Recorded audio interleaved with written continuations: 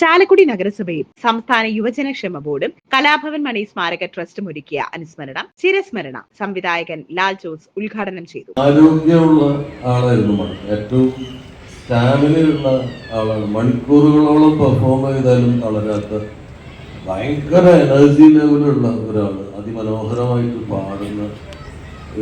കലാഭവൻ മണി സമഗ്ര സംഭാവന പുരസ്കാരം വർക്കിച്ചൻ പേട്ടയ്ക്കും യുവപ്രതിഭാ പുരസ്കാരം ആൽവിൻ ആന്റണിക്കും സമ്മാനിച്ചു. സനീഷ് കുമാർ ജോസഫ് MLA അധ്യക്ഷത വഹിച്ചു. രമേശ് പിഷാരടി അനുസ്മരണ പ്രഭാഷണം നടത്തി. അനുസ്മരണങ്ങൾ അതിനകത്ത് എന്തെങ്കിലും ഒരു നല്ല പ്രവൃത്തി ഇല്ലാതെ നടന്നു പോകുന്നില്ല എന്നുള്ളതൊരു വലിയ അത്ഭുതമാണ്. അതൊരു പക്ഷെ അദ്ദേഹം ഉണ്ടാക്കി കൊടുത്തൊരു മാതൃക ആയതുകൊണ്ടായിരിക്കാം അത് അനുസ്മരണ യോഗങ്ങളിൽ എപ്പോഴും എവിടെയെങ്കിലും ഇപ്പൊ വർക്കിച്ചപ്പെട്ട അദ്ദേഹവും രാധാകൃഷ്ണന്റെ കൂടെ നമ്മളിവിടെ ഒരു കാര്യം കാണുന്നതിനകത്ത് ഒരു നന്മയുടെ അംശം, നമുക്ക് ഒരു സ്നേഹത്തിന്റെ കരുതലിന്റെ ഒരു അംശം കാണാൻ പറ്റുന്നു എന്ന് പറയുന്നത് വലിയൊരു അത്ഭുതമായി ഞാൻ ഇന്നും. സംസ്ഥാനതല നാടൻപാട്ട് മത്സരത്തിൽ 1ാം സ്ഥാനം കരസ്ഥമാക്കിയ തൃശൂർ ടീമിന് 1 ലക്ഷം രൂപയും മെമന്റോയും സമ്മാനിച്ചു.